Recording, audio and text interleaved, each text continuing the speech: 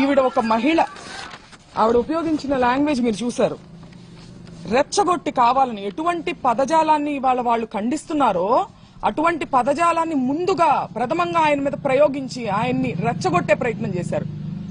ఆ రెచ్చగొట్టిన ఆ heat of the moment లో ఆయన ఒక రకంగా రియాక్ట్ అవడం జరిగింది. దాన్ని వెంటనే ప్రెస్ మీట్ పెట్టి, ఇంటికి వచ్చిన వెంటనే కూడా ఆయన ప్రెస్ మీట్ పెట్టి నేను అలా అనుండాల్సింది కాదు అని క్లియర్ గా ఆయన చెప్పారు.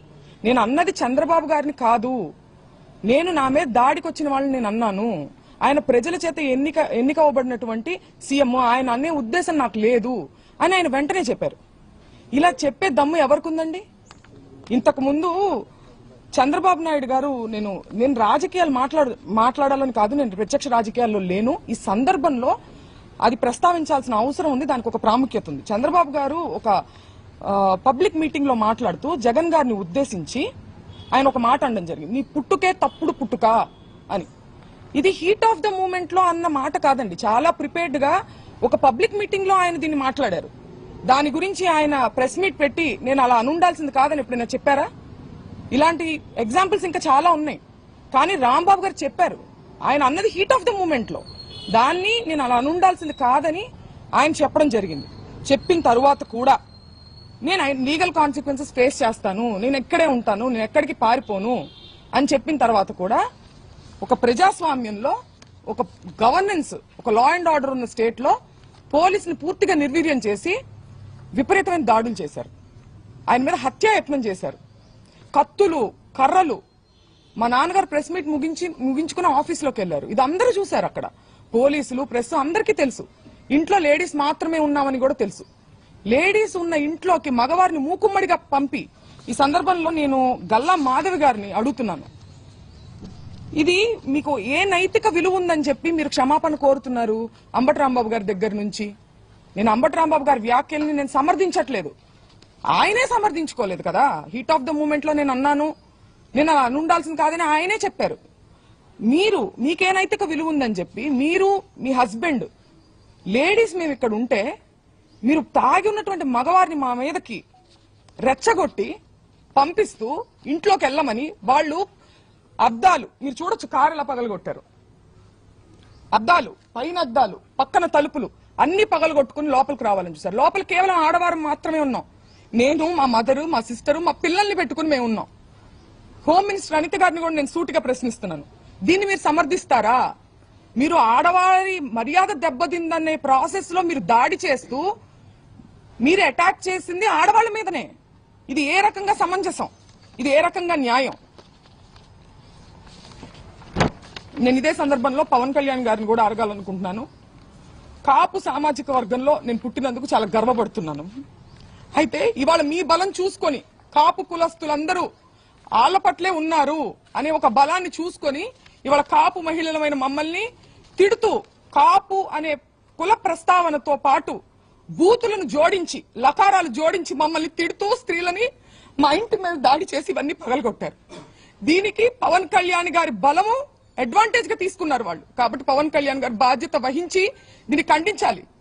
తల్లులు అందరికీ ఉన్నారండి. రాంబాబు గారు తల్లిని మీరు ఎప్పుడైనా చూడొచ్చు, ఆయన ఎప్పుడు ఒక బార్డర్ క్రాస్ చేసి అసభ్య పదజాలంతో ఏది మాట్లాడరు. మాట్లాడినప్పుడు క్షమాపణ చెప్తారు, లేదంటే నేను అలా ఉండాల్సింది కాదని కూడా చెప్పారు. మీ తల్లిని అన్నది ఎవరు? పవన్ కళ్యాణ్ గారు. తల్లుల్ని అనే సాంప్రదాయం ఎక్కడుందో మీ మనసుకు తెలుసు. పురంధేశ్వర్ గారు మాట్లాడుతూ చంద్రబాబు నాయుడు గారు తల్లిని అన్నారని చెప్పి ఆవిడ అన్నారు. నేను చూశాను ఆ వీడియో. నేను ఒక మహిళగా అడుగుతున్నాను, చంద్రబాబు నాయుడు గారు జగన్ గారిని మీ పుట్టుకే తప్పుడు పుట్టుక అని అన్నారు. ఇందులో జగన్ గారి తల్లిని అన్నట్టు కాదా? దీని గురించి ఆవిడ అభిప్రాయాన్ని చెప్పాలి. దీన్ని కూడా ఆవిడ ఖండించాలి కదా.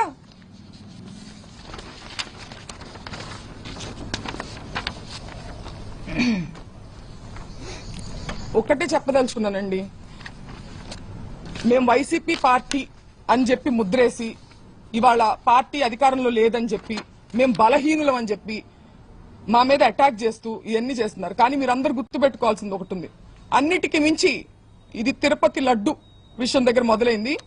మేము అన్నిటికీ మించి మా నాన్నగారు దేవుడు పార్టీ నిజాన్ని మాట్లాడారు.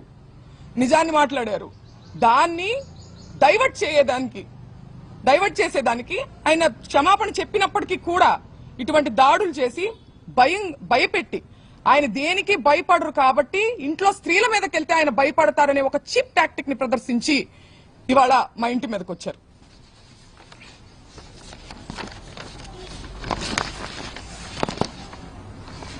నిజంగా వాళ్ళకి వాళ్ళ తల్లిగారిని అన్నారు అనే కోపం ఉందా, లేకపోతే దాని చాటుగా దాన్ని అడ్డు పెట్టుకొని ఆయన వాగ్దాటితో వాళ్ళు చేసేటువంటి తప్పుల్ని ప్రజల్లోకి తీసుకెళ్తున్నారని ఒక కక్ష సాధింపుగా దాన్ని వంక పెట్టుకొని చేసినట్టుగా అనిపిస్తుందండి.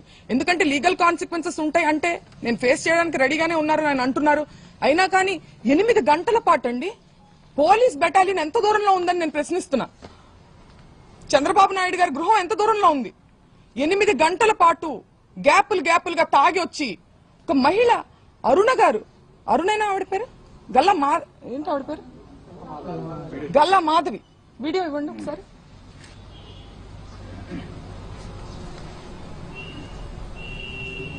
ఈ రోజు మేము ఖచ్చితంగా దాడికి దిగబడ్డాము మేమందరం కూడా.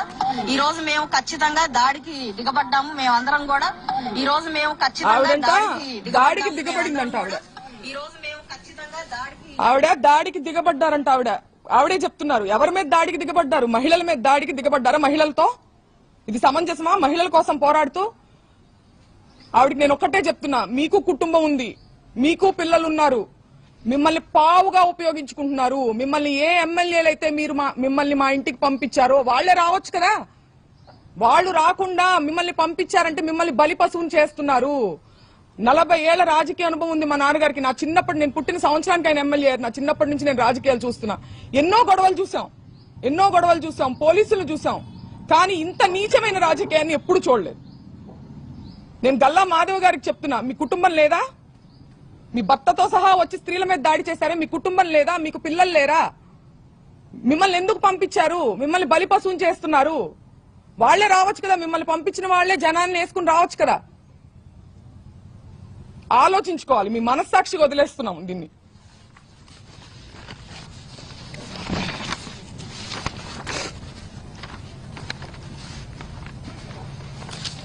పీకే గారు, పవన్ కళ్యాణ్ గారు చాలా సందర్భాల్లో మహిళల సేఫ్టీ గురించి మాట్లాడడం జరిగింది. మహిళల యొక్క అభివృద్ధి గురించి, సేఫ్టీ గురించి ఆయన మాట్లాడారు. ఇది ఏం సేఫ్టీ అని నేను అడుగుతున్నా ఇవాళ ఆయన. మీ బలం చూసుకుని కాదా,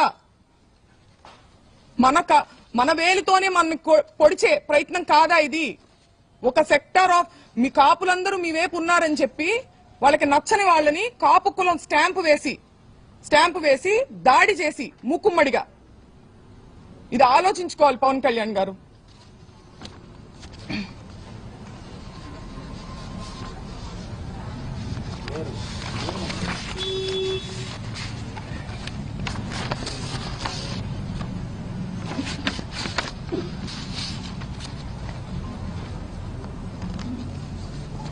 కుటుంబాన్ని టార్గెట్ చేయడం, కుటుంబంలో మహిళల్ని టార్గెట్ చేస్తే అంబటి రాంబాబు గారు భయపడతారు అనుకోవడం.